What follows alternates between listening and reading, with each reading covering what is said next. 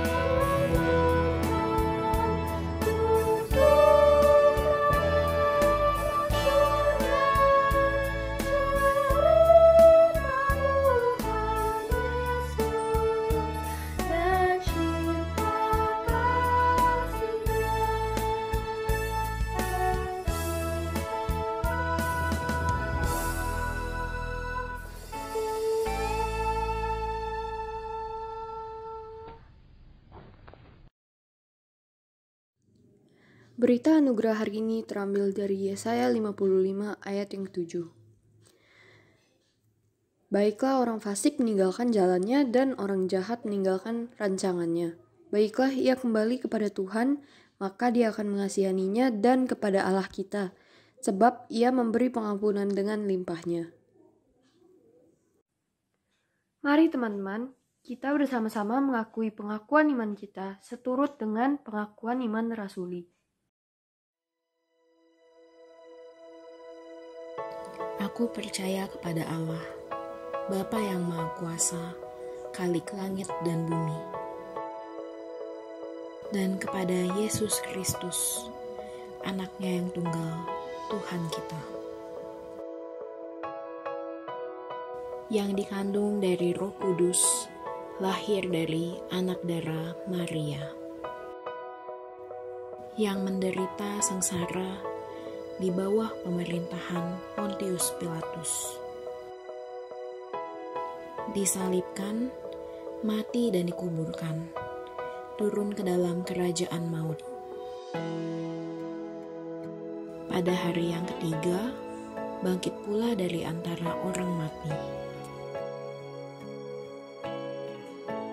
Naik ke sorga, duduk di sebelah kanan Allah, Bapa yang Maha Kuasa. Dan dari sana ia akan datang untuk menghakimi orang yang hidup dan yang mati. Aku percaya pada Roh Kudus, gereja yang kudus dan am, persekutuan orang kudus, pengampunan dosa, kebangkitan tubuh, dan hidup yang kekal. Amin.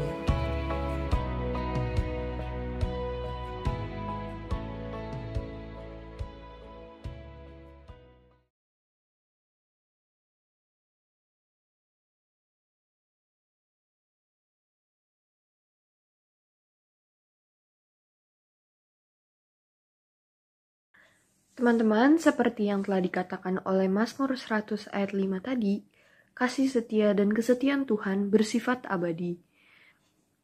Nah, kalau misalnya kita ada yang punya masalah nih, kita ingat aja terus bahwa ada Allah yang selalu bersama kita dan mungkin bisa menjadi teman cerita kita dan kita bisa berserah kepada Tuhan.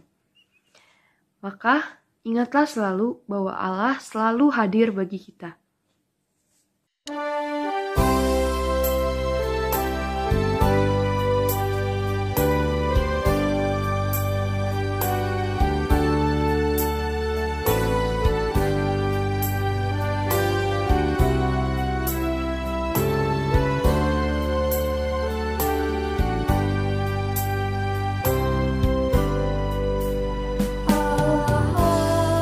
Hadir bagi kita dan hendak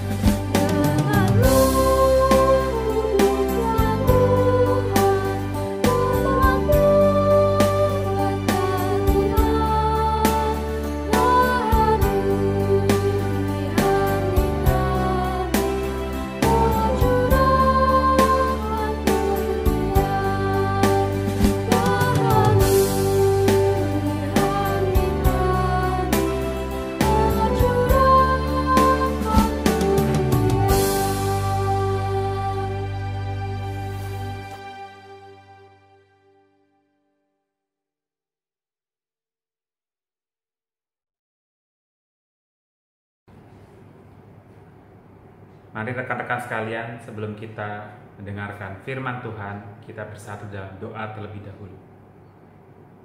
Tuhan Allah Bapa kami yang ada di surga, kami mengucap syukur kalau kami hari ini boleh sekali lagi beribadah kepada Engkau.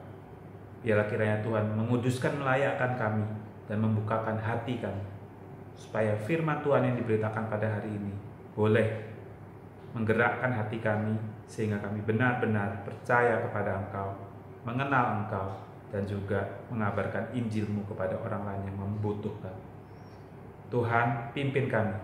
Di dalam nama Tuhan Yesus Kristus kami berdoa. Amin.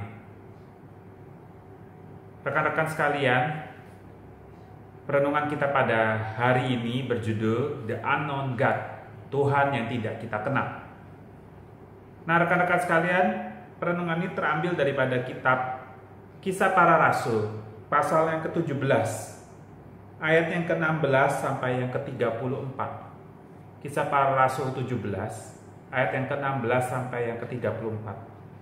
Karena perikop ini panjang, saya akan membacakan sebagian ayat saja kepada rekan-rekan sekalian. Kisah Para Rasul pasal yang ke-17 ayat yang ke-16. Sementara Paulus menantikan mereka di Athena, sangat sedih hatinya karena ia melihat bahwa kota itu penuh dengan patung-patung berhala. Karena itu, di rumah ibadat, ia bertukar pikiran dengan orang-orang Yahudi dan orang-orang yang takut akan Allah. Dan di pasar setiap hari dengan orang-orang yang dijumpainya di situ. Kita loncat ke ayat yang ke-22. Paulus pergi berdiri di atas Areopagus dan berkata, "Hai orang-orang Athena, aku lihat bahwa dalam segala hal kamu sangat beribadah kepada dewa-dewa.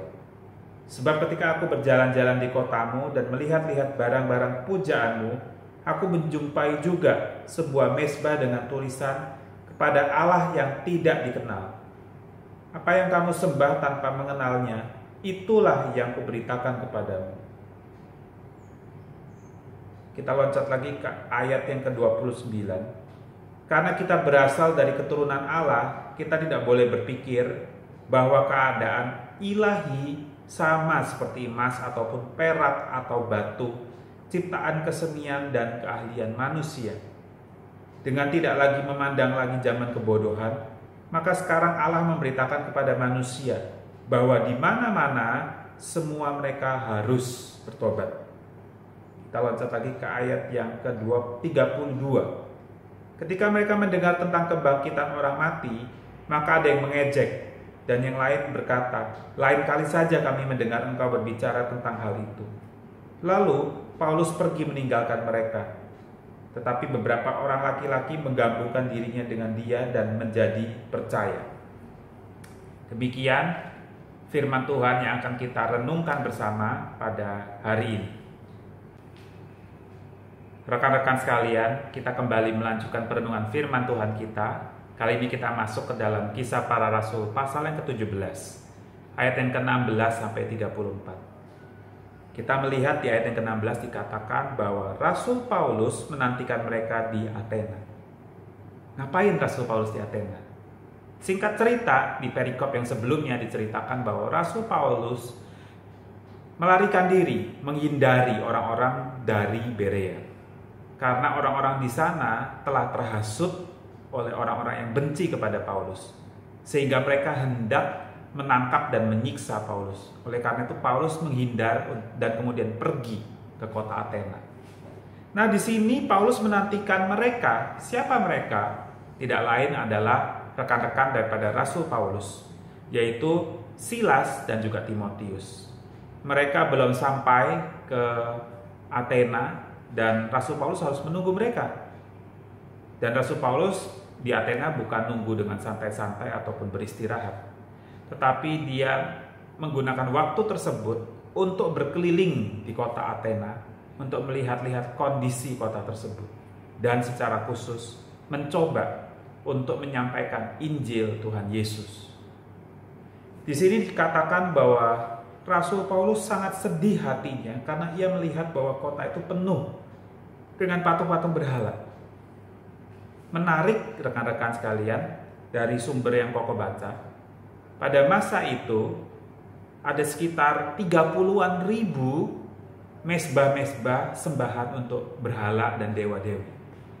Sedangkan penduduk kota Athena pada saat itu kira-kira hanya sekitar 10.000. Jadi kalau mau dirata-rata, satu orang Athena memiliki paling tidak minimal 3 mesbah sembahan untuk berhala-berhala mereka.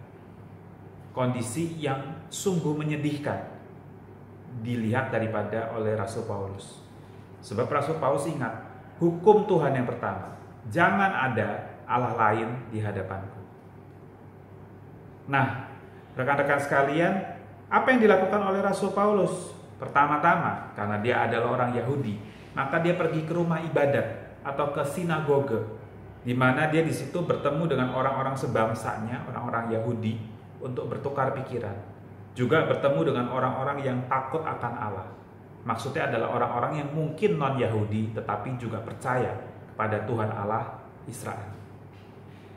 Nah, rekan-rekan sekalian, ada 2 kemungkinan di sini. Kemungkinan yang pertama yang positif. Mungkin Rasul Paulus bertanya-tanya kepada mereka, gimana sih cara kalian untuk hidup beradaptasi dengan kota yang seperti demikian? Kita kan percaya bahwa Tuhan memerintahkan kita bahwa tidak boleh ada Allah lain di hadapan kita. Tetangga-tetanggamu, kenalan-kenalanmu semua adalah orang-orang yang menyembah berhala. Bagaimana kalian tetap bisa menjaga hidup yang sungguh-sungguh di hadapan Tuhan? Itu kalau pikirannya kemungkinan yang positif. Mungkin juga Rasul Paulus juga bertanya kepada mereka, gimana sih cara kalian untuk menjaga iman kalian dan berbagi tentang iman kalian kepada orang-orang di sekitar kalian yang tidak mengenal Tuhan Allah Israel dan menyembah berhala. Itu alasan yang pertama yang positif. Tetapi alasan yang kedua mungkin yang negatif adalah bisa jadi orang-orang di dalam sinagoge tersebut dan juga orang-orang yang katanya mengaku menyembah Allah Israel, ternyata mereka juga mungkin punya berhala. Wah, kalau kemungkinan yang kedua ini yang terjadi, berarti kondisi kota Athena sungguh amat kacau balau. Karena menyembah berhala-berhala sudah menjadi sebuah gaya hidup yang lumrah di tempat itu. Bahkan dilakukan oleh orang-orang yang katanya mengaku percaya kepada Tuhan Allah Israel. Tetapi kita tidak tahu kemungkinan mana yang benar. Tetapi oke lah, kita lanjutkan lagi. Di situ juga dicatat bahwa Rasul Paulus selain masuk ke dalam sinagoge dan bertukar pikiran dengan mereka, dia juga berkumpul ataupun mencari orang-orang yang bisa diajak ngobrol di pasar setiap harinya. Menarik teman-teman. Jadi dia pergi ke pasar, menemui orang-orang yang bisa dia jumpai, dan di situ dia ngobrol.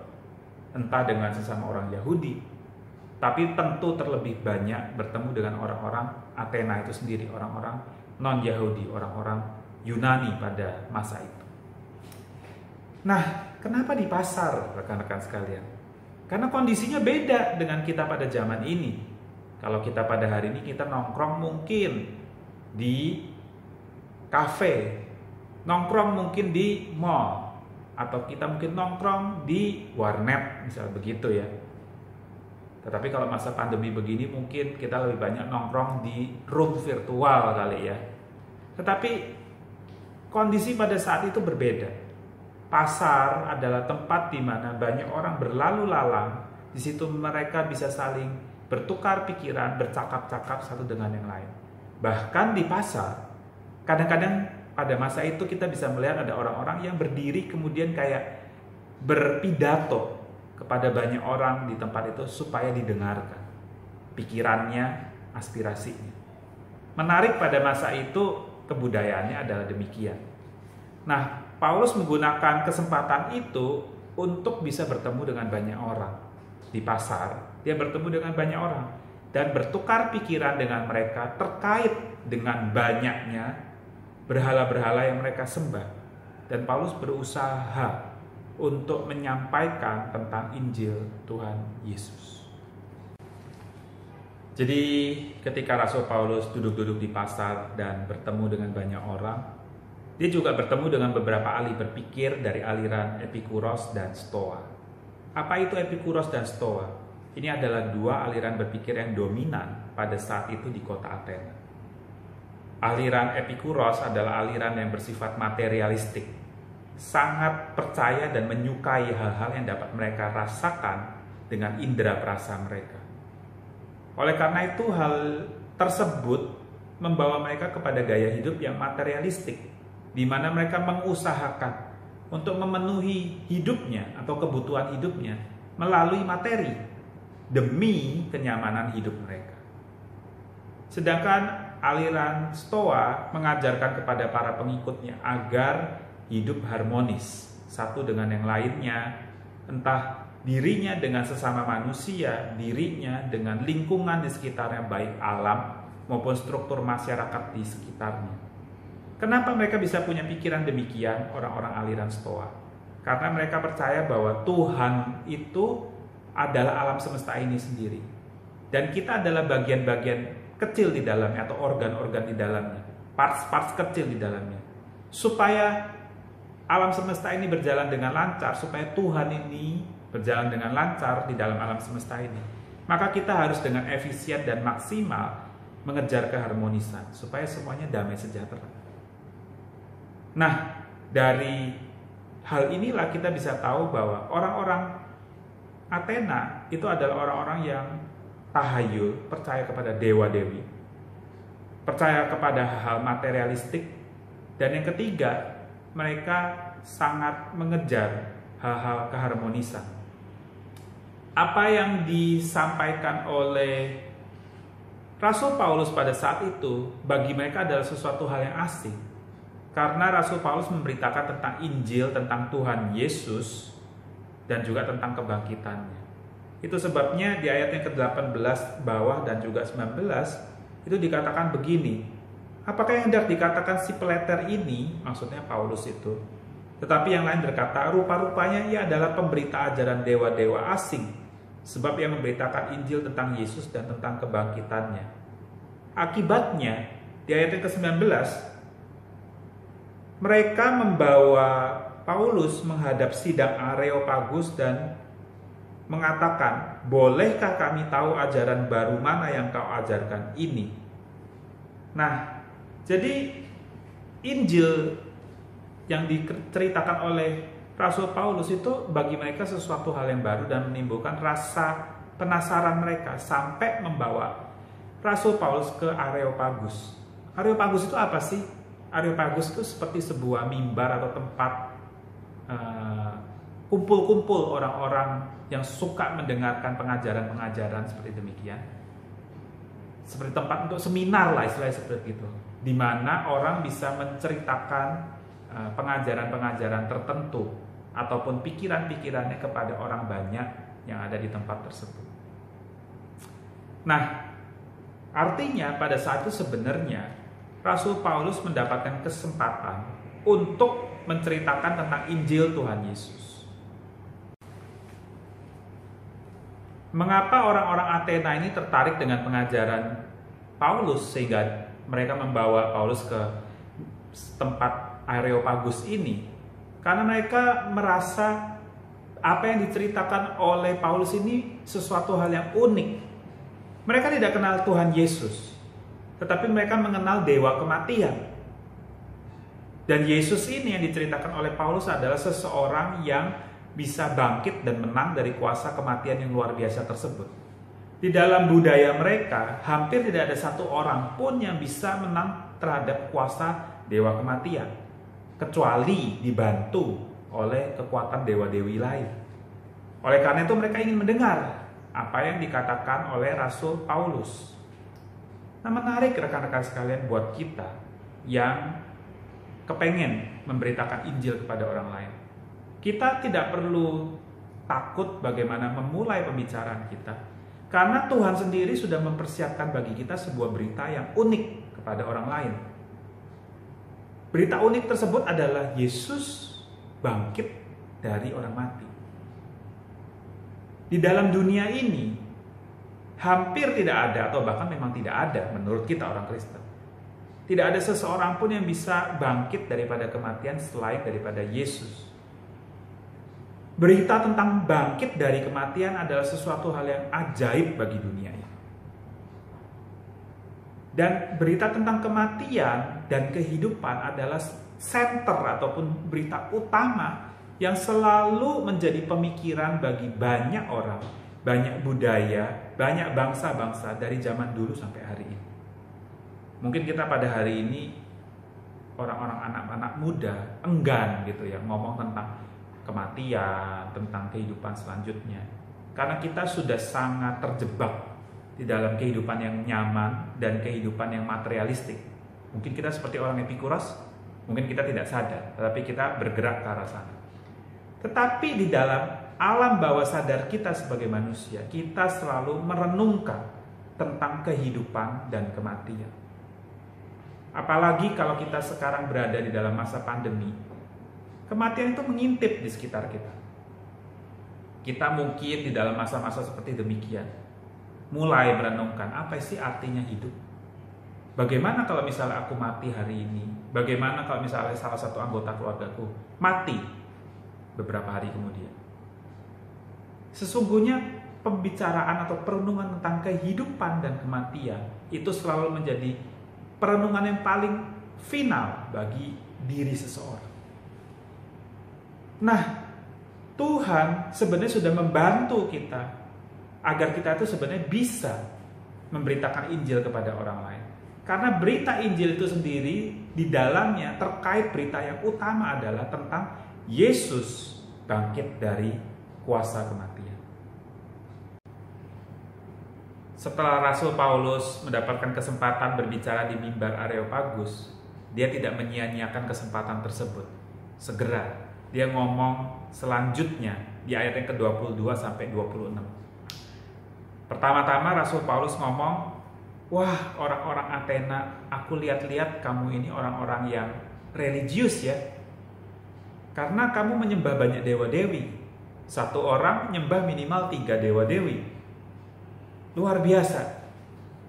Tapi kebetulan di kota tadi saya melihat ada meja sembahyang yang menyembah kepada Allah yang tidak kamu kenal. Ngomong-ngomong, kenapa ya orang-orang Athena menyembah kepada Allah yang tidak dikenal? Karena mereka adalah orang-orang yang tahayul. Mereka merasa perlu menyembah dewa-dewi, bahkan kepada dewa-dewi yang tidak mereka kenal. Karena mereka takut kalau mereka tidak sembah sungguh-sungguh, nanti mereka mendapatkan bad luck atau hal-hal yang buruk menimpa mereka. Nah, hal tersebut dipakai oleh Rasul Paulus untuk mengabarkan Injil. Aku mau menceritakan kepada kamu, Allah yang tidak kamu kenal, aku kenal, yaitu Tuhan Yesus Kristus yang bangkit daripada kematian. Nah, lalu dia melanjutkan lagi. Dia membela tentang apa yang hendak dia sampaikan kepada orang-orang Athena. Tuhan yang aku hendak ceritakan ini adalah Tuhan yang menciptakan langit dan bumi. Nah, itu penting rekan-rekan sekalian, dia menetapkan dasar yang jelas. Rasul Paulus menetapkan dasar yang jelas bahwa Tuhan yang tidak orang Athena kenali itu adalah Tuhan yang justru menciptakan langit dan bumi. Artinya Rasul Paulus hendak mengklaim bahwa dewa-dewi yang mereka kenal tidak seberkuasa daripada Tuhan Yesus. Dan Rasul Paulus juga secara tidak langsung mau mengatakan bahwa yang menciptakan alam semesta ini bukan dewa-dewi kamu, tetapi justru Tuhan yang tidak kamu kenal, Tuhan Yesus Kristus. Dan hal lain yang lebih menariknya adalah dicatat di ayat-ayat selanjutnya. Rasul Paulus ngomong begini, kalau Tuhan itu menciptakan langit dan bumi, maka tidak mungkin dia itu dikunci ataupun disimpan di dalam kuil-kuil buatan tangan manusia ataupun di dalam patung-patung buatan tangan manusia. Dia Tuhan yang menciptakan langit dan bumi. Otomatis dia harus lebih besar daripada kuil-kuil, harus lebih besar daripada patung-patung ciptaan manusia. Jadi secara tidak langsung, sorry aja ya orang-orang Athena, dewa-dewi kamu itu bisa dikatakan dua hal. Either kecil ataupun dewa-dewi minor, atau dewa-dewi kamu palsu. Nah, ini adalah sebuah klaim ataupun pengakuan yang berani. Karena dengan demikian artinya Rasul Paulus meyakinkan kepada mereka tidak ada Tuhan lain selain Tuhan yang menjadikan langit dan bumi. Dan Tuhan yang menjadikan langit dan bumi itu aku kenal, kamu belum kenal. Maka sekarang aku kenalkan kepada kamu. Satu-satunya Tuhan itu adalah Tuhan Yesus Kristus. Wah, ini adalah sebuah penginjilan yang luar biasa berani. Dan penginjilan yang cerdik, teman-teman. Smart sekali. Rasul Paulus menggunakan apa yang ada yang dia lihat di kota tersebut sebagai jembatan untuk masuk mengabarkan Injil kepada orang-orang di kota Athena. Rasul Paulus menegaskan kepada orang-orang yang mendengarkan dia di Areopagus, Tuhan yang menciptakan langit dan bumi. Itu merujuk kepada satu pribadi, Tuhan sendiri. Jadi secara tidak langsung dia mau berkata bahwa bukan dewa-dewi yang menciptakan alam semesta ini, tetapi hanya ada satu Tuhan. Dan Tuhan yang satu ini dikatakan di ayat selanjutnya adalah Tuhan yang tidak perlu dilayani oleh tangan manusia. Dia tidak kekurangan apa-apa. Sebab dia adalah Tuhan yang menciptakan langit dan bumi dan memberikan nafas kehidupan kepada dunia ciptaan ini. Nah, rekan-rekan sekalian, ini mau menegaskan kepada orang-orang Athena bahwa cara mereka mengenal Tuhan dan melayani Tuhan itu salah. Secara singkat saja, orang-orang pada masa itu ada dua macam memandang dewa-dewi. Yang pertama, mereka takut kalau mereka tidak menyembah dewa-dewi, maka nanti dewa-dewi tersebut menjahati mereka. Tetapi di sisi lain, mereka juga ada yang percaya bahwa ketika dewa-dewi itu tidak disembah secara teratur, tidak dilayani secara teratur, maka pelan-pelan dewa-dewi itu akan kehilangan kekuatannya, kehilangan kuasanya, dan lama-lama sirna. Karena manusia itu menyembah, itu memberikan semacam energi kepada dewa-dewi tersebut. Jadi itu pikiran-pikiran yang kacau balau yang ada di dalam dunia orang pada zaman itu. Bagaimana mereka melihat Tuhan, melihat dewa-dewi, dan menyembah dewa-dewi. Satu keluar dari perasaan takut, satu lagi takut kalau dewa-dewi yang mereka sembah itu ditelantarkan, dewa-dewi tersebut akan musnah ataupun punah gitu ya.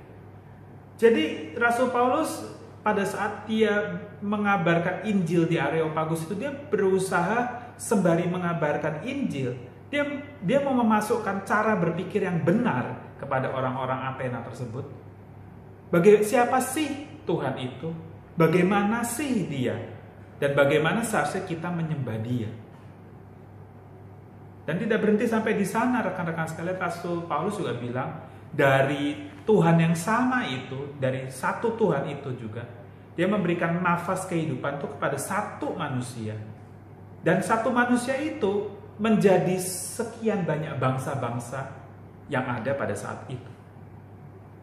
Artinya Rasul Paulus mau menegaskan bahwa sekalipun saya Yahudi, kamu orang non-Yahudi, saya orang Yahudi, kamu orang Yunani, orang Romawi, dan lain sebagainya. Tetapi kita masih saudara, karena kita sama-sama ciptaan Tuhan. Keluar dari satu manusia yang sama. So, Tuhanku dan Tuhanmu harusnya sama. Satu Tuhan yang sama, karena kita keluar dari sumber yang sama. Titik krusial daripada penjangkauan Injil Rasul Paulus ada pada ayat yang ke-26 sampai ayat yang ke-28, rekan-rekan sekalian. Coba kita baca bersama-sama. Dari satu orang saja, ia telah menjadikan semua bangsa dan umat manusia untuk mendiami seluruh muka bumi. Dan ia telah menentukan musim-musim bagi mereka dan batas-batas kediaman mereka. Supaya mereka mencari dia dan mudah-mudahan menjamah dan menemukan dia, walaupun ia tidak jauh dari kita masing-masing. Sebab di dalam Dia kita hidup, kita bergerak, kita ada. Seperti yang telah juga dikatakan oleh pujangga-pujanggamu. Sebab kita ini keturunan Allah juga. Ini adalah ayat-ayat di mana menceritakan hal yang krusial di dalam penjangkauan daripada Rasul Paulus. Rasul Paulus mau mengatakan kepada orang-orang Athena pada saat itu, rekan-rekan sekalian, aku mau kita sama-sama sepakat. Kita percaya bukan bahwa aku dan kamu sama-sama manusia yang lahir dari satu manusia pertama di dunia ini. Dan manusia yang pertama di dunia ini diciptakan oleh Tuhan yang sama. Saya yakin kamu dan saya sama-sama sepakat. Kamu tinggal di dalam tempat ini, aku tinggal di tempat sana. Aku berasal dari budaya sana, kamu berasal dari budaya sini. Tetapi ini tidak membuat kita kemudian jadi beda. Karena aku tinggal di sana, maka Tuhanku harus Tuhan itu. Karena kamu tinggal di sini, maka dewa-dewi kamu jadi yang ini. Enggak begitu. Rasul Paulus mau menegaskan bahwa semua orang di muka bumi ini berasal daripada satu origin ataupun asal-usul yang sama. Lagi pula Rasul Paulus berusaha menjangkau mereka dengan mengutip puisinya mereka. Yaitu di ayat yang ke-28 tadi, sebab ini juga yang dikatakan oleh pujangga-pujanggamu, sebab kita ini adalah keturunan Allah juga. Jadi Rasul Paulus menggunakan apa yang mereka punya sebagai jembatan untuk meyakinkan mereka bahwa kita ini harusnya berada pada common ground ataupun titik temu yang sama. Harus sama-sama sepakat dulu nih. Kamu dan aku sama-sama keturunan Allah bukan? Kamu dan aku berasal daripada satu manusia yang diciptakan Tuhan yang itu bukan? Tuhan yang itu kamu tidak kenal siapa dia, tetapi aku kenal siapa dia. Maka aku mau beritahukan kepada kamu. Sekalipun kamu tinggal di tempat ini dan aku tinggal di tempat sana, kita terpisah, tetapi Tuhan izinkan hal itu terjadi supaya kita saling melengkapi. Maksudnya Rasul Paulus begitu, supaya kita saling melengkapi. Apa yang kamu tahu, apa yang kamu tahu itu benar, aku terima. Dan aku juga tahu sesuatu yang benar, aku beritahukan kepada kamu, terimalah juga. Dengan harapan kita saling melengkapi. Dengan demikian, Tuhan berharap supaya kita itu mencari Dia, menjamah Dia, dan menemukan Dia. Nah, ini penting sekali teman-teman sekalian. Inilah penginjilan yang benar-benar luar biasa smart. Karena yang namanya penginjilan bukan bersifat memaksa, tetapi penginjilan itu bersifat diskusi, take and give. Begitu ya rekan-rekan sekalian ya. Dan penginjilan yang terbaik adalah menerima apa yang benar dari sana, kita terima. Tapi kita juga berani memberikan apa yang benar milik kita kepada yang di sana. Dan rekan-rekan sekalian, bagaimana cara seseorang bisa menjadi seorang yang mengabarkan Injil dengan smart seperti ini? Hanya dua hal saja. Yang pertama, kita sendiri harus bersandar kepada pimpinan Allah Roh Kudus. Dan yang kedua adalah kita harus benar-benar mengenal kebenaran firman Tuhan ini secara mendalam. Baru kita bisa bercerita kepada mereka. Kemudian Rasul Paulus menutup penginjilannya dengan berkata hal yang penting di ayat yang ke-30 dan 31. Di situ dia berkata begini, bahwa di mana-mana semua mereka harus bertobat, karena Ia, Tuhan, telah menetapkan suatu hari pada waktu mana Ia dengan adil akan menghakimi dunia oleh seorang yang telah ditentukannya. Maksudnya adalah Tuhan Yesus Kristus. Sesudah Ia memberikan kepada semua orang suatu bukti tentang hal itu dengan cara membangkitkan Dia dari antara orang mati. Jadi Rasul Paulus memanggil semua orang yang sudah mendengarkan panggilan Injilnya, mengatakan kepada mereka, hai rekan-rekan sekalian, kamu di kota bikin mezbah, menyembah kepada Allah yang tidak dikenal. Itu sebuah kerugian, itu sebuah kesalahan. Karena kamu menyembah kepada Allah yang tidak kamu kenal dan kamu menyembah kepada dewa-dewi yang sebenarnya nggak tepat, nggak benar. Mari, kalian semua harus bertobat. Jangan lagi menyembah kepada dewa-dewi tersebut, Tetapi sembahlah kepada Allah yang tidak kamu kenal, tetapi aku kenal. Sekarang aku beritakan kepada kamu. Kamu harus bertobat. Kenapa? Karena kalau kamu tidak bertobat, maka hukuman Tuhan atas kita semua akan jatuh. Dan caranya adalah kamu harus percaya kepada Tuhan Yesus Kristus yang sudah bangkit dari kematian. Itulah bukti bahwa Tuhan itu benar-benar ada. Dia sanggup membangkitkan Yesus Kristus dari kematian. Tuhan yang satu ini berkuasa atas kuasa kematian. Nah, akibatnya kemudian orang-orang yang mendengarkan penginjilan daripada Rasul Paulus, ada 3 macam orang, 3 tipe orang. Yang pertama, menolak. Yang kedua, dikatakan nanti lagi lah baru aku dengar lagi. Tetapi ada sebagian kecil yang akhirnya mendengar, tergugah, dan percaya. Nah, rekan-rekan sekalian, saya percaya bahwa penginjilan itu tidak mudah.